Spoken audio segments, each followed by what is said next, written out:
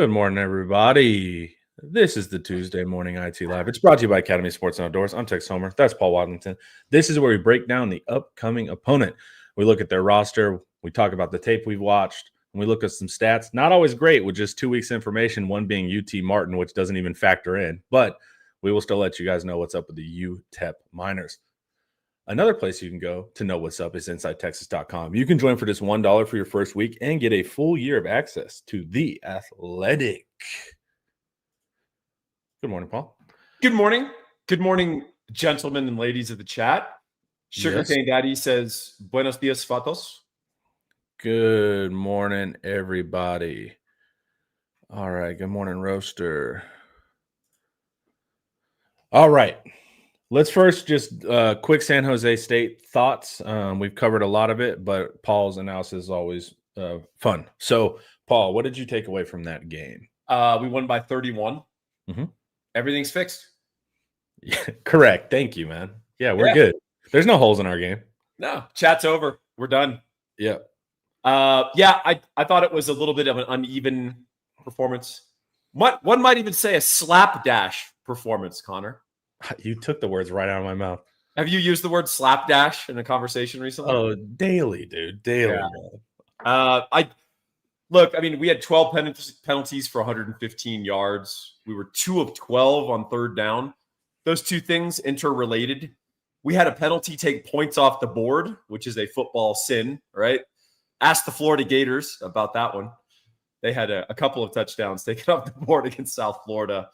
I really felt like the defense served up 4 turnovers on a platter, including first and 11 inches on the goal line. So I really think we probably should have had 52, 56. Like, this should have been a pretty comfortable, easy win where you've got subs integrated mid-third quarter, right? But we made it interesting, I guess. And I thought we played pretty well on D. And offense was uneven. The one thing that I will say, and it is the really nice thing about Arch, is even when you're not playing well or executing great, he really does make the field big. He hit some big throws. He ran in a touchdown from the 20-yard line, which, is kind of cheap points in a way. But college football allows you cheap points when you can make the field really big. And so that's all good. I just say this is a work in progress. We're going to do some all-22 film study later, Connor, that we're going to release later today. Mm-hmm. And I'm going to get in and dig in on the offensive line. And I saw some things. Trevor Gooseby accepted. Trevor was fantastic. I didn't key in on him once. I was looking at everyone else, but I was like, all right, Gooseby, good job. You tend to notice O-line when they screw up, right? Yep. And Gooseby was awesome run blocking and pass protection. He's going to be all conference. I would love to see him return. But the interior offensive line, not playing well. And we're going to go into the weeds on that. I'm going to show you some examples that were not just one-offs. And I tell you what was weird when we were watching the All-22, how many times was our interior offensive line on the ground? All the time. Like between every Campbell, play, somebody's falling down again.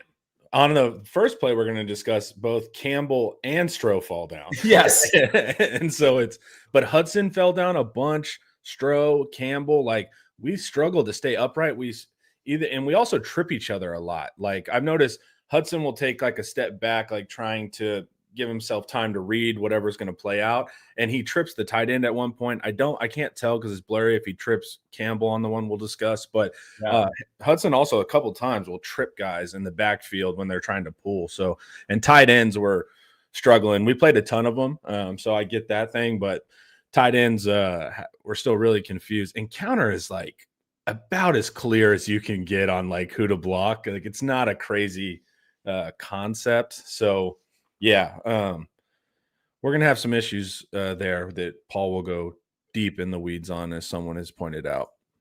Yep. That's gonna be the factor to me with the offense. Paul nailed it. I think four of our 5 scores were turnover related or turnover on downs. So silver platter type stuff. We weren't able to just start at the 20 and run the offense.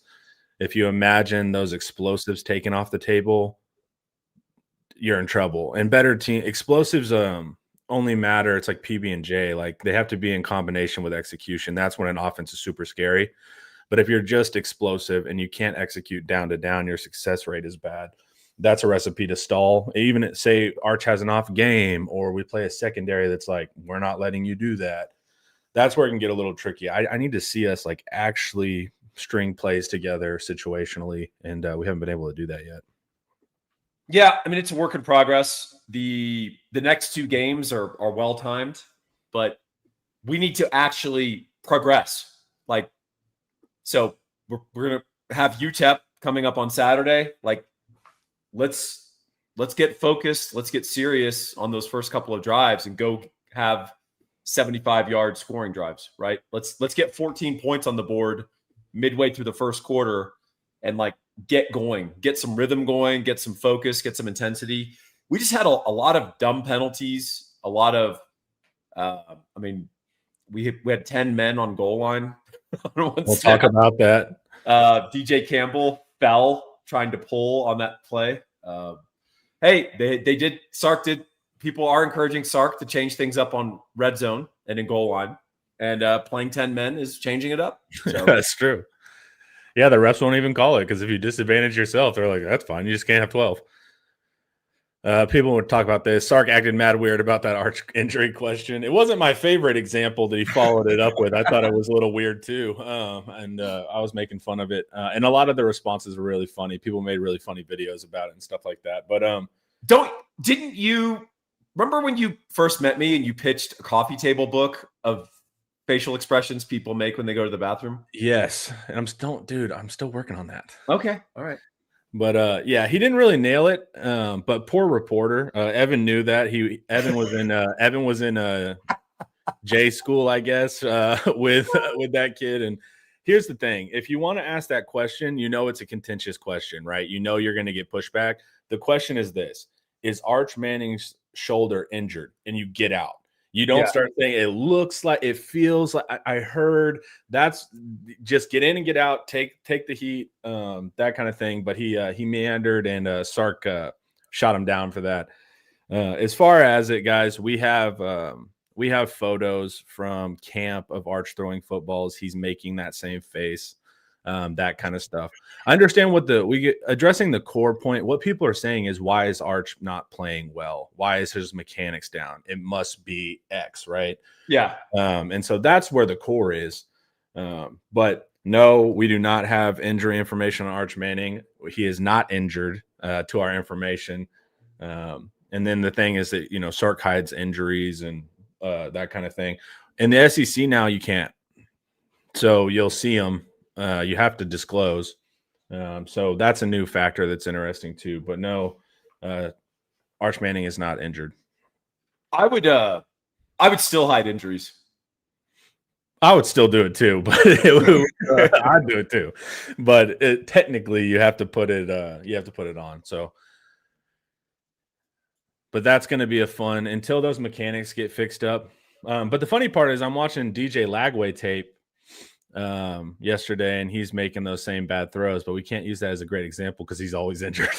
But I wanted to be like, hey, Lagway's also putting things in the ground, but that's not a great example because he's always hurt. But no, that's not the case, and they're getting frustrated with it, as you can tell. All right, guys, let's move on to UTEP, man. The mighty Miners, dude. Spreadsheet, man. Hey, you want to hear a UTEP joke? Is it appropriate? Yeah. All right, go for it. It's not related to the Hill and the couple watching the game. Okay. So a few years ago, the Tim Hardaway-led UTEP Miners upset the number 1 seed Kansas Jayhawks in the NCAA basketball tournament. And so the joke going around was, how do you kill a Jayhawk? You tap on it. that's actually very wholesome. I'm proud of you. Yeah, that's a very wholesome joke. Why were you so? Because people have made jokes with the Miners part. Oh yeah, I do have a great. Don't say it. That's why I'm like, I do have a great minor minor joke. That's the jokes I'm avoiding. And so that's why I've heard those jokes. I'm like, let's not even do it. All right, fine. All right. So offense. I watched a lot of them, unfortunately. I don't believe in any of these stats. I just want to start this whole segment saying that. These aren't stats yet. You can't even turn them down. They're not even on the screen yet, dude. Well, I see a height and weight. That's a stat. Okay, sure. These are all fake. Yeah. We joked last year that I just type in whatever I feel like. Connor just makes up heights and weights. That'd be so great. And it's like, he's 6'4". This guy's 6'4", about 233. Yeah. So they have Malachi Nelson. That's the big story, right? Former 5-star, USC to Boise State.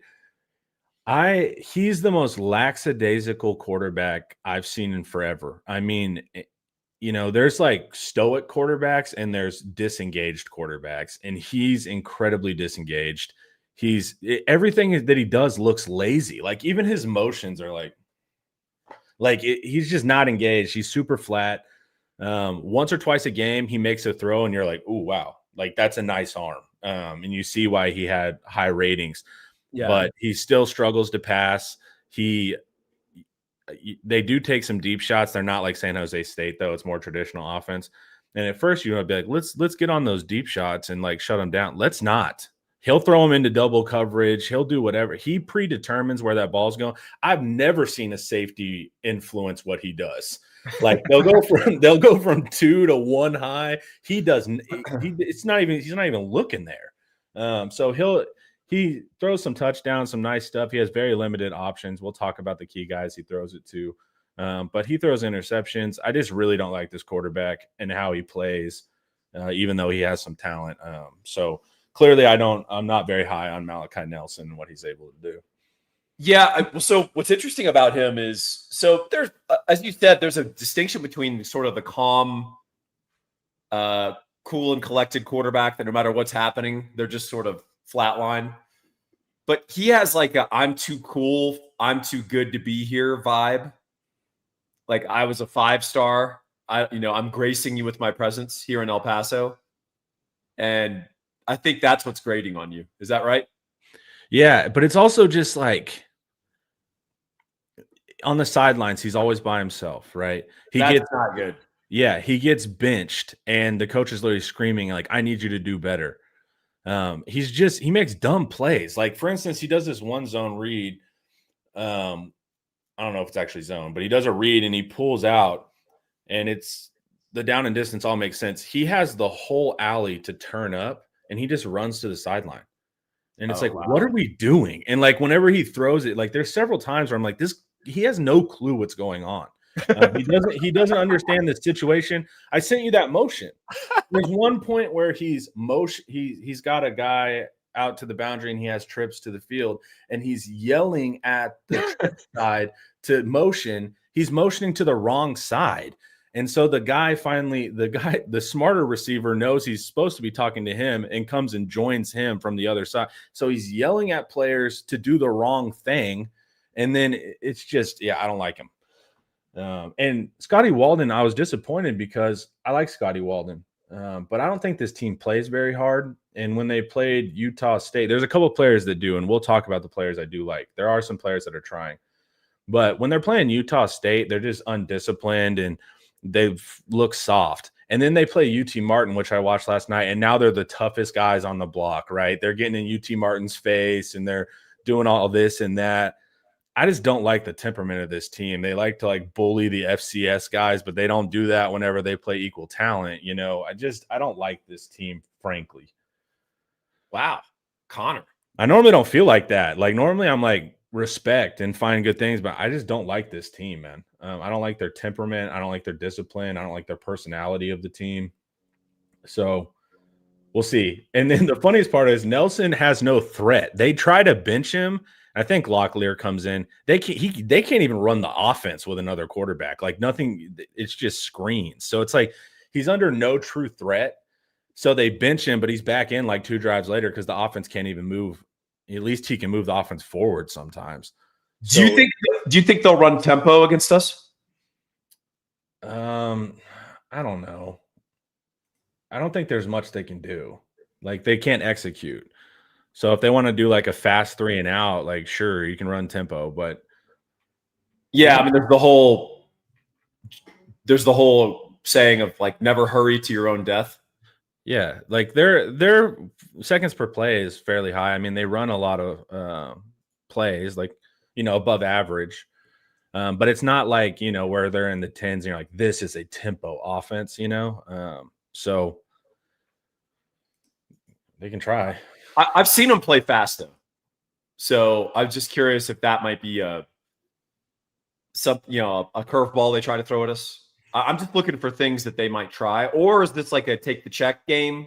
We still think we can win CUSA. By the way, I don't know if you saw, but Liberty got beaten by Jacksonville State.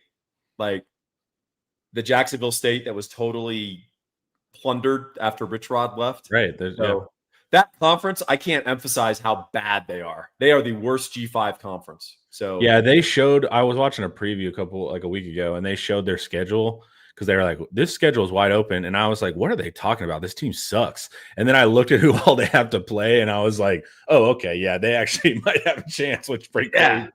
But they have a couple players that play hard. So number one is their running back Cam Thomas. He was out for UT Martin, so I don't know if that means he'll be out for us. I don't know what they're dealing with there. But Cam Thomas is an important player. They call him like the minor back, and so sometimes they'll put him out in slot. They'll do a lot of things because really their playmakers are Cam Thomas and then slot Kenny Odom. Those are the guys that make plays. And they're trying to do anything to get the pass game going because I think they're in the hundreds. Let's see. Yards per pass, 111th. So not a good passing offense even with that. But Odom plays hard. Cam Thomas plays hard if he plays. If not, running back 2, Ashton Emery comes in. He plays hard. Those are the players I have respect for. And they have pretty good vision. They have to bounce out a lot because the O-line's not that good. But they make some good reads from the all-22 end zone angle. I actually like the backs. Cam Thomas is a little guy, 5'9", 184, but Ashton Emery's 5'11", 203. But it's really just the backs and Kenny Odoms. And then versus UT Martin, this kid named Torek Goins had a big game too. So maybe they're getting some playmaking there. But there's not a lot. It's a lot of like they'll throw a fade or they'll throw the seam, and you can intercept the seam because Nelson doesn't care who's there. He's going to throw it. He decides pre-snap. Yeah, I'm curious about the bigger program picture there in that I don't know if you saw, but Scotty Walden, who got his start at Austin P, kind of rebuilt that program and made him into an FCS playoff team and then took the UTEP job. He is basically, quote unquote, doing it the right way. And what I mean by that is they have consecutively the 2 highest rated recruiting classes in Conference USA. Traditional recruiting, not so typically and traditionally UTEP is a bunch of JUCO guys, transfers, last chance U type guys, right? He wants to actually build a program. And so my thought is, can that work in modern football with the portal? Or in fact, is that the only thing that's sustainable and might work in modern G5 football? If you get the right kind of guys, like you and I have joked about, you want good players who are like 3 inches too short, or a really good player, but he's a safety, but he runs a 4.7, right? Like you want kind of like these flawed players who are good at football. What do you think? And I'm kind of curious to see what the chat thinks as well. Is that legitimate, or should you just be playing the transfer game? I mean, they're playing a lot of the transfer game. Like, well, they right now you can't start true freshman recruits. Yeah. So sure. Like that, you're going to have to do that to build a good floor. Cause like I said, these guys don't really play hard. And so you're going to need that underclassmen group to like believe in whatever it means to be a UTEP minor and do it that way. Cause also, I mean, if you look where they're pulling guys from, like some of these, I had never even heard of some of these places where these players came from. Yeah.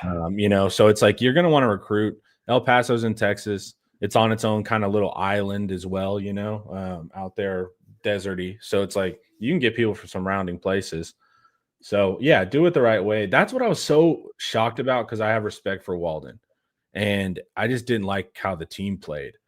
So I wonder if that's just growing pains and just trying to make it work. Sark year one kind of vibes, even though it's year two, where they're just trying to hold on until they can really instill their guys and culture.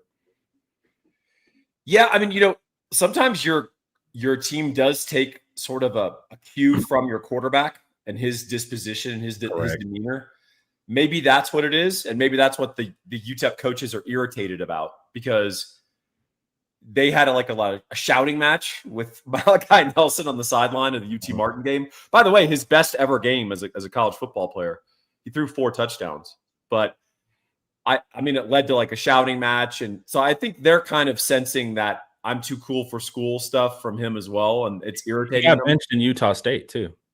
Yeah, and so it's crazy about that game. I really thought UTEP had a chance in that game because Utah State was completely rebuilt. They lost everything, but they got Bronco Mendenhall, who's an awesome coach. He's one of these. It's people always make these best coaches of college football lists. It's basically just the top 7 programs, and you're like, I don't think these are the best coaches. I think you just listed the best programs, right? Yeah.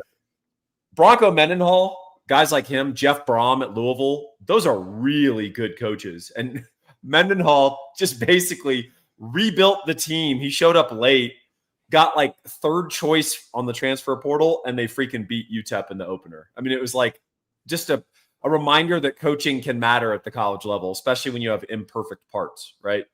Yep. Anyway, that was my tangent. Well, and they're trying to figure it out, man. They're playing an insane rotation. I'm giving you the depth chart here. There's 5-6 guys, that are not on this. They are getting reps. UT Martin, of course, it's a weaker team, but they're trying to figure this out, and then they're putting running back into slot receiver. They're doing anything to get their playmakers, a Cam Thomas, an Emery, an Odom. They're putting them anywhere they can to try to spark the offense. Huh. Another big thing about Nelson is he handles pressure horribly. He is contact shy. He does not want to get hit at all. Yeah, that's what I'm talking about. Obvious. Running out of bounds on that read when he had 15 yards of just I couldn't give you clearer open field. And then if you pressure him at all, he will throw the ball early and he'll half sling it. So he'll avoid your hand. He does not want to get hit. And whenever they did blitz him, he'll collapse in the pocket on you.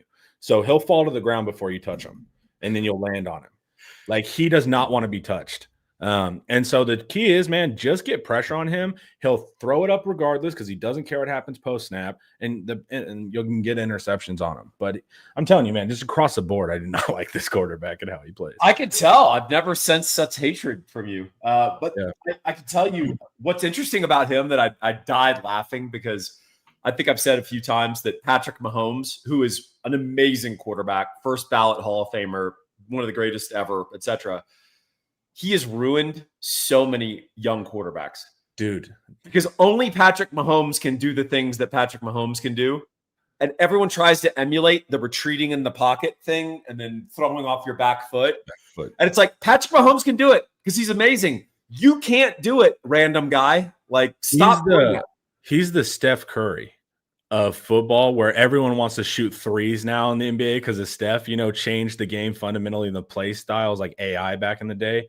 And I watched Mateer, I watched Lagway, I've seen Arch. I'm there's an epidemic of playmaking going on where it's a clean pocket and your mechanic, you just think it's cooler to look like you're just doing this. There's no point.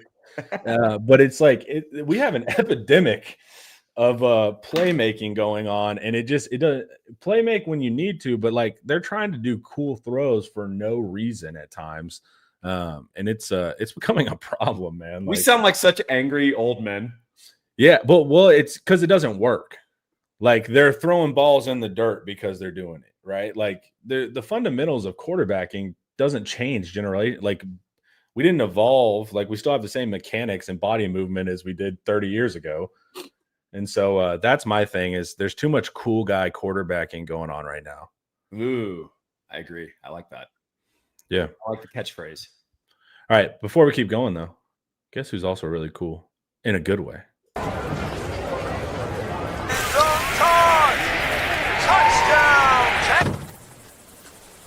Any gate can be a tailgate. Fun can't lose, guys. Academy Sports and Outdoors. Go visit your local academy.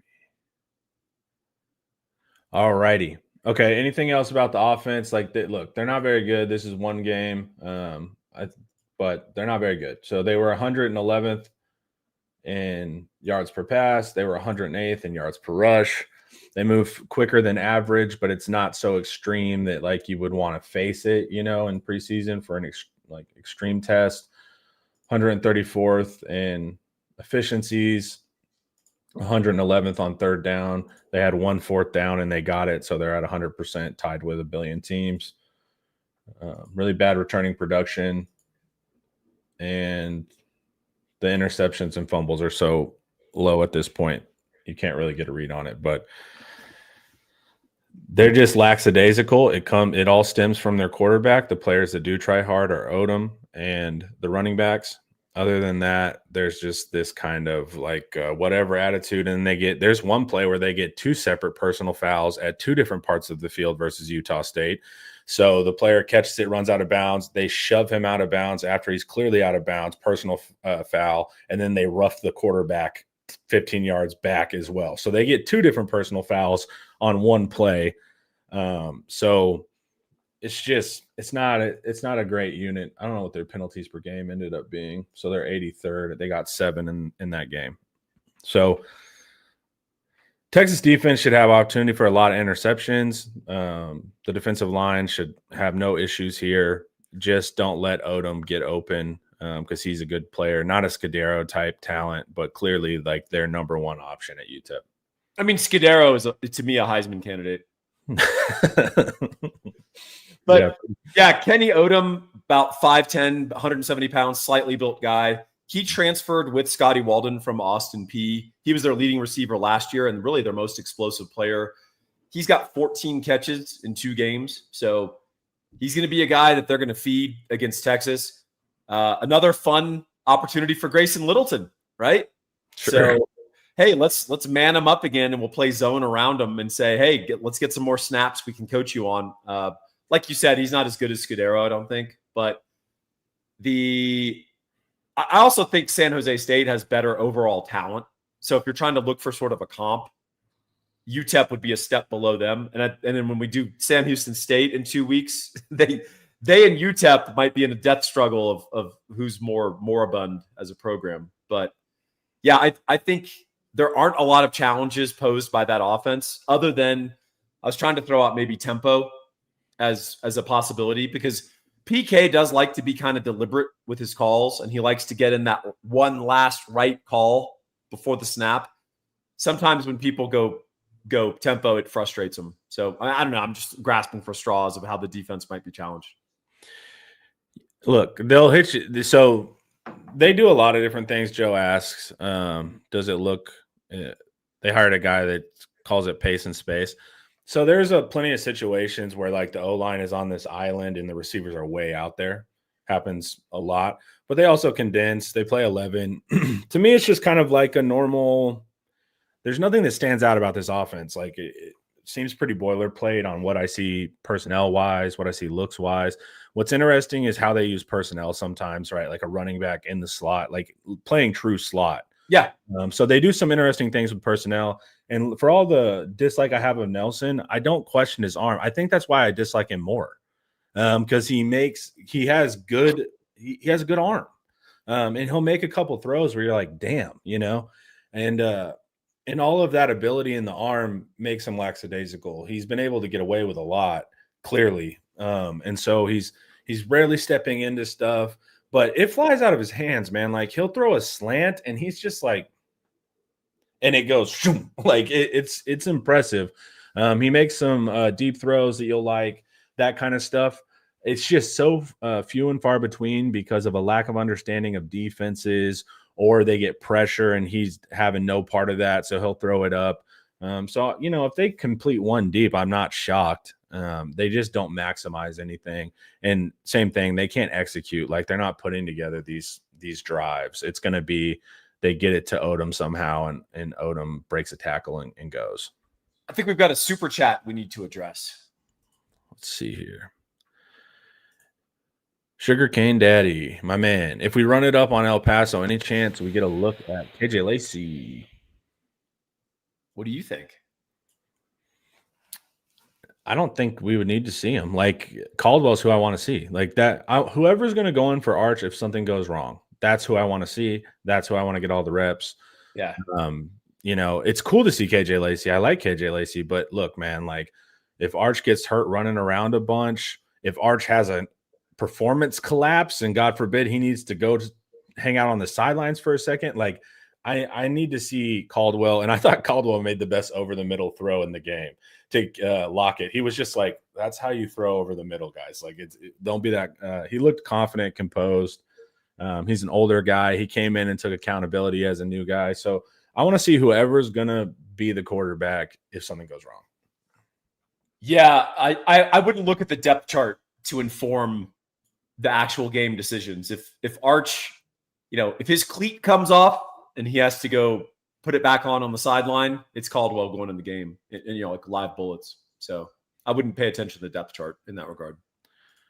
Yeah, it said or, but who went in. And so it's that's what we got to pay attention to. And I want an older quarterback that has some experience with RPO. It has some experience running. That's what I want to see.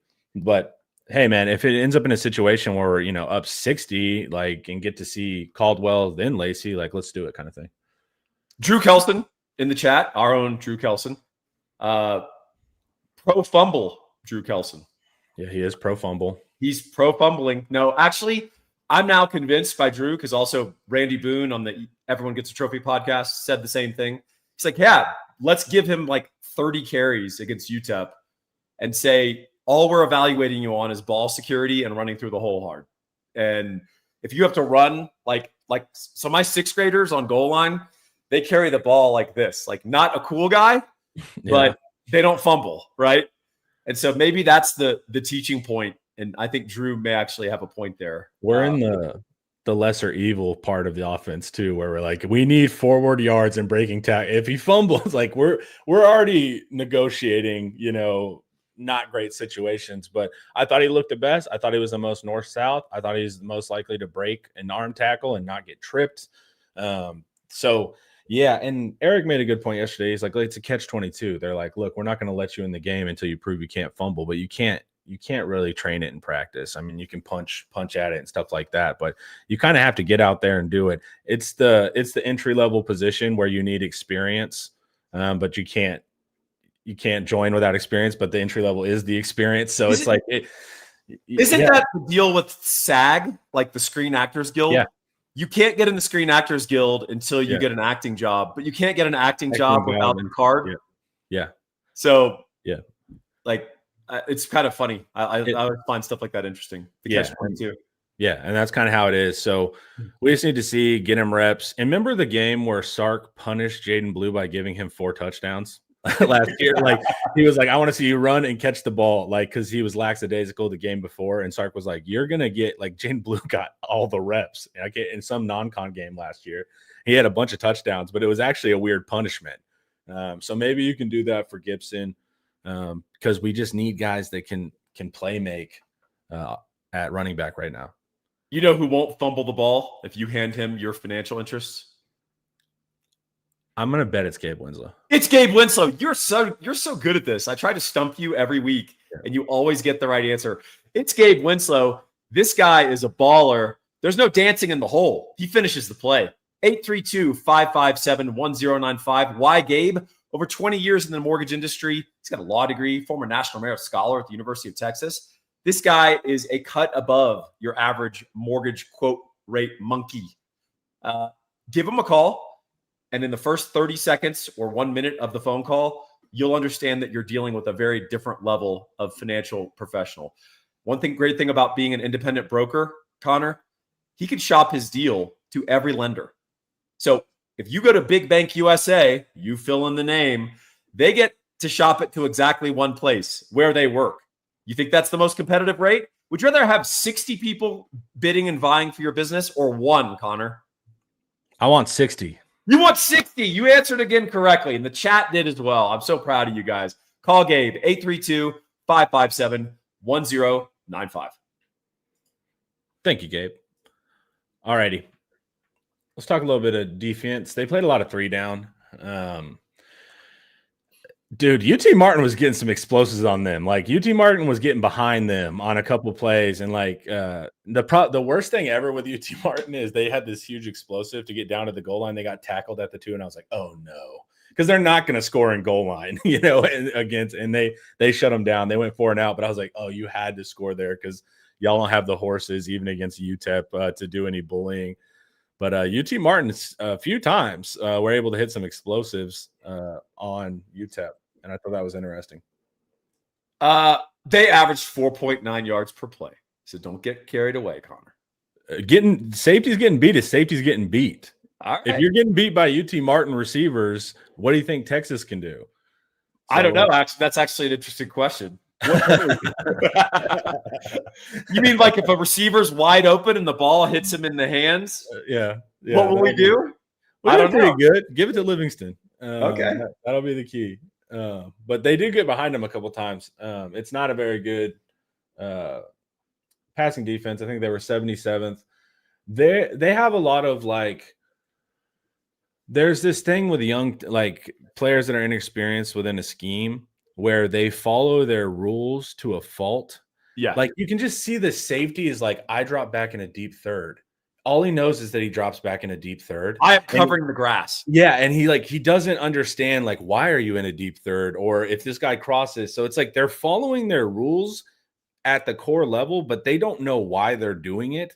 And so all these concepts just go right in front of their face or they get beat or whatever. So that's a thing. They'll do some they were pressuring a little bit. It worked against it worked. I mean, UT Martin, sure, let's bully them. But once again, I just not a remarkable defense either. I don't have much to say about this team. Like, there's nothing that stands out to me schematically. There's not a player I would take on Texas to really key into. Their edges, I guess. That would be the only thing that they have good performance. I think they got six sacks. So maybe their edge play, like Hall here. I don't think it's their edges. I think they just blitz and like played an inferior team.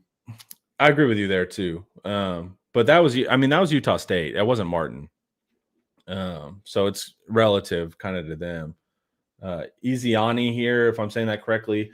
So there's some edges that do all right, but the secondary, you can get past them. They don't understand the concepts. Yeah, that's what I got for you guys.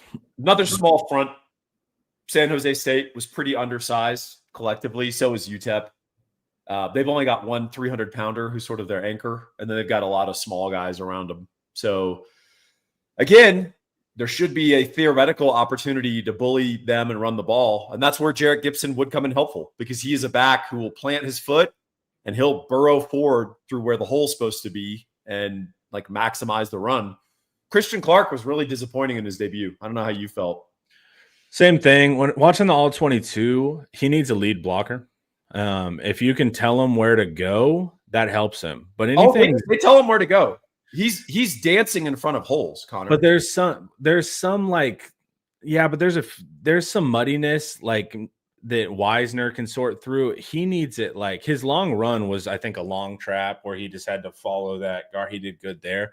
But anytime it's even slightly muddy, he starts trying to be an athlete, and it's just you really got to point and shoot Clark apparently right now. And we had heard that in camp too.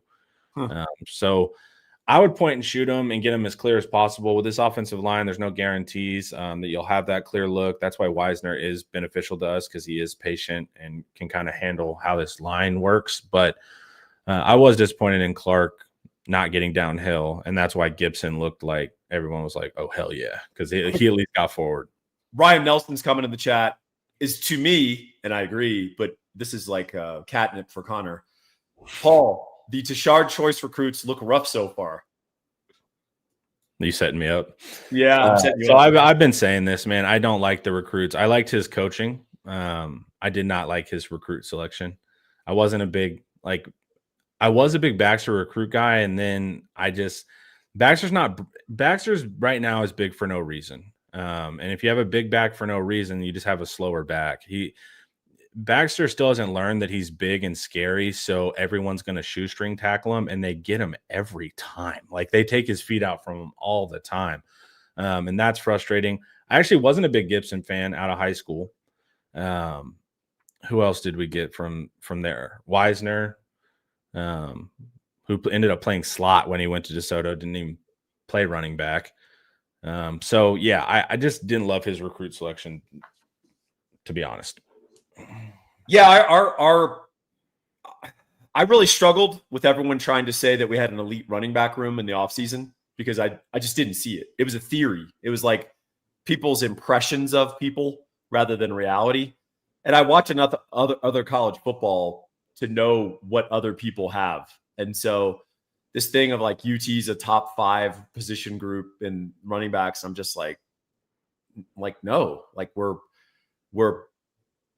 top 20 if a couple of guys pan. Like I just see like SEC replacement level running backs. I don't see anything special. So maybe that can change though. I mean, maybe Baxter does get more comfortable. Maybe Clark does. Maybe Gibson holds onto the ball and he just becomes this little bull in a china shop. Who knows? But I guess my point is UT fans really struggle with the transition from off-season hype to games being played. And I'm making observations about football, right? I'm not talking about reputations or hype now. So people are still pushing back in comments like, I thought our interior O-line was better at run blocking. And I'm like, well, we're playing games now and I'm evaluating. And so this is what's happening. So yeah. Your off-season fantasy football is no longer valid. We're playing real football. And we're going to talk about that. So this is it. Drew points it out. And then they list the name of our running backs like that, enhances the argument. This is a typical major media thing. Yes. We have this problem where if you can name players, it means they're good. Yes. You get what I'm saying? And so like you'll hear them. It's like, dude, and I would hear this all the time going into the season with Baxter. Like, dude, they get Baxter back. And I'm like, Baxter's stats freshman year is below average in breaking tackles, below average in yards per carry. Like, I know that if you read the weight and height, you're like, cool, and you hear the 5-star, but even in his first year as a young back, there was nothing that said that he was going to come back and light it up. And also the problem is our running backs are really likable and they're leaders. Yeah. And, and so fans really key in on that. Like, there's a cult of personality with these guys.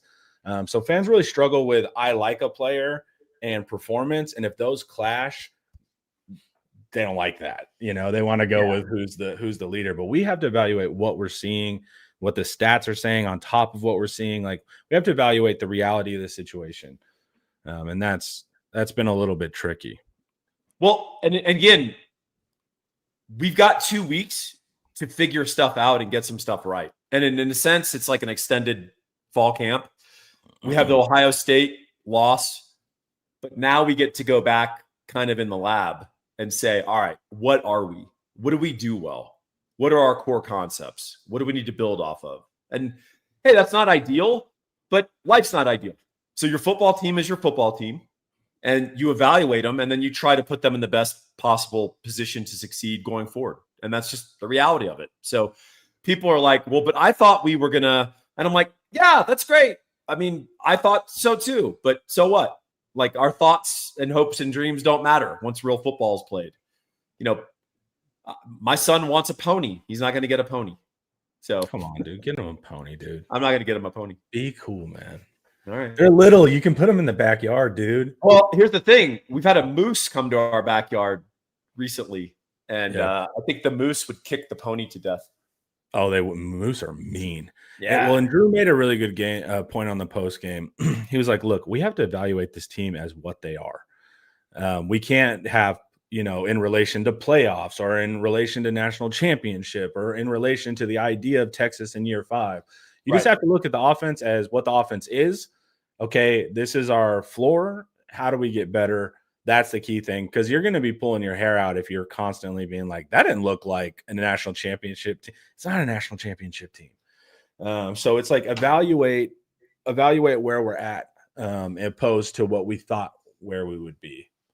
And it also helps. Paul and Ian's articles have been generally positive, and that's scary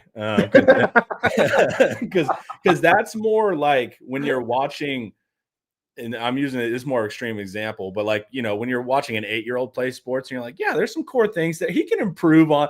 He can do this versus when you're watching an athlete and you're like, that's not good enough. It's a much more of like an encouraging, okay, yeah, maybe next week we can get that block, Yeah, there's a kid on my youth team that when he lines up correctly, I'm like, hey, there you go. There you go, sport. Yeah, that's kind of what it's been, where it's like, all right, yeah, okay. That's exactly where the X lines up in near. Very good. Now we can run 37 buck.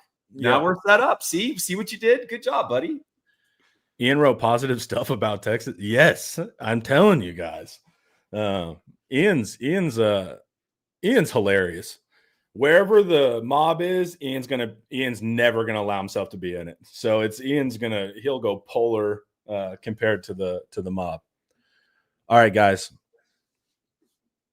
Anything about the defense, Paul? I mean, there's nothing that stands out to me. I think the thing that does stand out to me is we played 33 guys, and when it sort of mattered, we still have a core 20 plus guys that we're willing to play. Mm-hmm. And that's really impressive. Like, it's not normal to feel comfortable playing your 2 deep on defense for exactly the reasons we just discussed. Yeah. Very, Kelson can attest to this. There's guys who are starters at Texas who you're not quite sure get the concept, right? Much less the second string or the third string guy. So it's really impressive. And so just to have that pure number is just awesome. And you've got guys like Anthony Smith who are arguably the star of the game. And that's our, third linebacker off the bench, right? So just really good stuff. Murad Watson had a great game rushing the passer. He's big in the pass rush. Cole Brevard did a good job. I don't know if that will translate to more like big boy centers, but he mauled the poor San Jose State center over and over. Our edges pass rushed well. I know people equate sacks to pass rush. We had a ton of pressures, a ton of quarterback hits, a ton of hurries. I counted 9 incompletions from Eget where he had to release the ball when he didn't want to. Yeah, if you influence the quarterback, good rush. Yes, agreed. So, and by the way, their whole offense structurally is not just the ball getting out quickly. I mean, that's part of it. It's how they set. It's how the receivers run their routes. Their receivers always run their routes with their head back to the quarterback because they're trying to see if I need to break this off, is he getting pressured? So it's a very unusual offense in that regard, and it's built to not get the quarterback sacked. And we still got sacks, and we still got hits on the quarterback.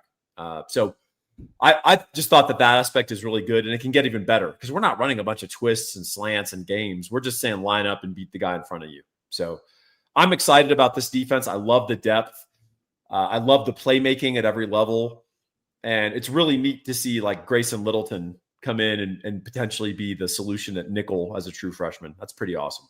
I think he's the most targeted player in the SEC too. Like they're trying to pick on him. Oh yeah. He was targeted against Ohio State. He was targeted against San Jose State. And we're just trying to get him out there and get tape, right? And just say, hey, on this is why that was a completion, right? Yeah. So it's going to be a long season for him.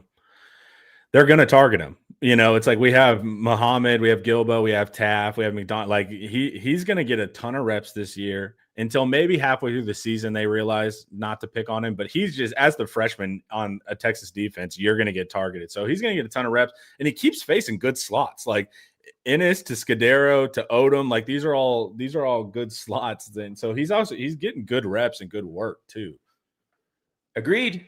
And we didn't give explosives. There's a couple times we got beat. Technically, we were out of phase. Like receivers passed our DB, but they didn't complete it. And so that brings to mind one thing I want to address. So one of my frustrations is game thread guy when a defender will run through a tight end and they're like, this O-line sucks. It's like tight end's not part of the O-line. They're not responsible for that. Also, there's at the game guy who's like, oh, I was at the game. They had receivers open all over the place. We just were lucky. And it's like, hey, guy, a receiver open 30 yards downfield on the backside of a play. Correct. Is every play of football. Yep. Like, it's not relevant. There's a reason we're rotating. There's a reason the safety's running towards where the quarterback's opening up. And also, receivers like to do the little half jog as the play is completed and then go like this. Like, I was open the whole time. It's like, you weren't open when the ball was being released. You're cheating. There's a Livingston play that was really funny where he almost got Arch in trouble. I think it was the scramble. I'm not sure. I'll have to go look. Anyways, I think they're in 2 high and they rotate to single high. And we're running a crosser with Livingston, and the crosser is dead because we got a post safety. And Livingston puts up his hand to throw him the ball. It would have been a dead interception. I was like, Livingston, don't be throwing your hands up, dude, with a post safety on the crosser. Luckily, Arch didn't bite, but that one was going to be funny. But secondary looks good. Gilbo got his first career interception. So that was cool. McDonald has to look for the ball. He gets hit in the chest, and then it goes into an interception. Another play later in the game, he gets hit in the helmet by the ball. So McDonald's flashing all over the screen. Just look for the ball for McDonald. He's where he should be. He'll have 2 interceptions if you just look. So keeps his eye up. And then Taff is like the linchpin to this whole thing, man. Like, he's down at 10 yards. He'll play in interior run gaps, and then he'll fall back as the post safety. Taff is a huge, crucial piece of this defense. I want to shout out Taff. He's just all over the tape in the right spots. He's going to be really important for us. So he's just a gamer. Yeah, I wish. He's a skilled player, you know. He's just a blue collar guy. Yeah, but he's sneaky athletic, dude. He's sneaky athletic. You see him and you think, oh, you know, this guy plays pickleball. Yeah. This guy is like a Sigma Chi. Yeah. You know, he enjoys going to rush parties and stuff like that. And then you see him run and you're like, wow. He does that. He has legs. He has legs. Yeah. Taff's skill is what's really, like, the understanding he has to be dual aware of what's going on in the run game, identify it perfectly. There's so many times he comes from depth and he's just right on the ball carrier. Like, he just gets it. And then also now he's aware of the concepts going on behind him, where his guys are, where the receivers are. It's just like a really cerebral style. And then also, he can make the plays. He's not the biggest guy, but he hits like every time with his body. Like, he hits. So that thing too. So really like the defense. I'm really interested in the defense again in a hey, let's not have fun and experiment, just like let's win the game defense too. Hey, what's up with, this is a great way to close, probably the proper amount of time to dedicate to the subject. What's up with special teams? So I really went in deep actually in the football prospectus about our special teams and what a special teams coach can actually affect once you pick the personnel. And what I mean by that is, once you have your punter and your kicker, that's your punter and your kicker. And how they kick is how they kick. Like, people think like, well, if he just taught Bert Auburn to keep his head down, like, there's your kicker's your kicker. Those guys have private coaches, right? What you really can influence though is return game, kick coverage. You can create value adds in punt block or punt return. You know, we didn't do that last year. And 2 games in, small sample size, we're not doing that this year. What's up? Like, what do we need to do here? Who should be returning it? I mean, if Jonah Coleman gets healthy, should he be our punt returner? Like, I'm just I want some juice from that group, because we do really have an athletic advantage on special teams, and we're not employing it. It's frustrating to me. Well, some of the punt game's annoying because it's really based on the punter. Like, if he gets enough hang time and guys get to you, you can run schemes to try to block them and stuff like that. But, you know, if you got to fair catch it, you got to fair catch it. That part is frustrating because it's not 100% in your control. People got mad at the punt block. I like the punt block. They were backed up. They didn't tell them to foul. You know, the point, like, so that wasn't part of the play. So it's like, look, they're backed up. We're not doing much in the return game. Like, let's try to get a turnover. Of course, you need discipline to not foul the punter. But I didn't mind running a punt block, and you need game reps at punt block. Like you're going to need it at some point. So I didn't get mad at it. Other people didn't like it. They thought it was trying to do too much, but I didn't feel that way about the punt block. I don't know, man. First off, special teams. My schematic knowledge of special teams absolutely sucks. But I don't know what to do because you got the athletes. They're having to fair catch a lot. They're not able to there's not a ton of way to get them space unless you're doing these full field, downfield blocks. I call Jonah Williams Jonah Coleman. Jonah Coleman is I laughed because I thought you were saying Jordan Coleman, the offensive lineman. And I was like, no. Did we just put Coleman back there? And Jonah Coleman plays for Washington. He's their awesome running back. I love that. Williams is still out, according to Eric this morning. So dealing with that too. Whatever he has, they don't want him to re-ag it. So I don't know what you do, man. Here's the thing. We just need stuff on special teams. We need it to be a factor, I need Flood and Banks to give us more, period. That's kind of just how I feel. I need to see more results on field from both of those coaches. Hard agree. Think we're ready to throw the water on the fire? Sure. No, we're going to an hour, Paul. You're not getting out of here early. Oh, well. There's no chance. Chat, you guys got anything? There's not much going on in UTEP. We're going to beat them. You heard it here first. And then remember, your weaknesses versus bad teams are something you need to pay attention to. Your strengths, not necessarily. We need to see the offense complete third downs. The offense needs to win opening drives. The offense needs to win 4-minute drill, which they failed. They need to win 2-minute drill, which they failed. They need to score out coming out of the third, which they didn't do. Pretty much everything situational we need to do better at. I think we scored better in the red zone, but if you look, we're on the 1 yard line and then we chop block. And so that to me is a red zone fail. There's the one where we have 10 people at the goal line, which is a red zone fail. Even so, the numbers were fine at red zone this week, but still a lot of forced errors and weird stuff at goal line. Football is about winning the moments and the situations. I'm glad that we threw explosives. This is San Jose State. I don't care. Like, we have the athlete advantage. I don't care when UTL Paso did it to UT Martin. Big deal. Guess what, guys? I can normally beat a 4-year-old running. There's an athletic difference. It doesn't mean that I'm a superior schematic element. So that's my big thing, man. Win the moments, because I'm telling you, in the background, some of the stats that I get for Texas are blinking bright red. These are stats that if I was not a Texas fan, I would bring onto this show and talk about how this team could be destined for some hard times. But I love Texas, so it's a little different there. But there's some scary numbers that I pulled, like advance wise, that I don't like to see.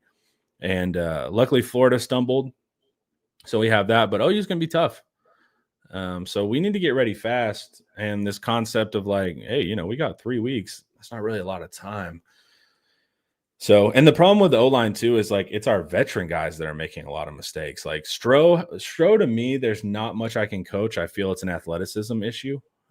I can't really coach you to be more athletic. Like, he's getting Olayed and these kind of things. But I'm disappointed whenever I see Hudson or Campbell screwing up Baker's Young, but I'm also seeing mistakes a lot from our veteran guys. And that's what's bothering me. We shouldn't need 2 weeks of more execution for that. That should be there with those guys. So I think we got a super chat, which makes a salient point, which is we have all these prognostications and expectations of college football. And then you play 2 weeks and everything gets upended. And half the teams that were supposed to be powerhouses look like frauds, right? I'm in shambles. I was saying I'm in shambles. Florida, Clemson. I'm like, I'm not doing great on my preseason. Alabama. Yeah. Notre Dame. But here's the thing. 1 or 2 of them will rally, find themselves, and they'll be there at the end, right? And so that's the hard, like, who's most likely? And Texas might be in that group. I mean, I think it's fair that people would watch us against Ohio State. And it's a close game. Obviously, it's competitive. But I could see people saying, hey, in a big game against a good opponent, Texas is not going to get it done. They've got some fundamental issues. But the reason you play the games is that teams get better. They really do. The funny part is they list all the ranked SEC teams and all the ones that aren't ranked Texas plays. Like we get all of them. Well, give it time. So it's like that will all change. Yeah. Well, I don't know. We'll see. But it's like we get Mississippi State, we get Vandy, we get Florida, we get like all the ones, Kentucky, we get all the ones that aren't ranked currently. So it is more open than we thought, which is good. But there's going to be some movements. So some of this stuff, they barely have game reps. We're having fundamental core issues. So it's like some of this is game reps. Yes. But how often do you see teams go from scary numbers to national championship? I see them improve, but do you go from bad to excellent? Not very often. So that's my thing. I think we'll get better. There's no doubt. But what does better mean? So that's going to be the big factor. We have to execute. I love the explosives. Down to down, we have to execute. That's what the great teams do. They have good success rates. So that's what I need to see. And if the defense, basically this whole conversation is about the offense. I think the defense can do it. We just need to see from the offense. Amen. Farewell, everyone. Paul and I love you guys very much.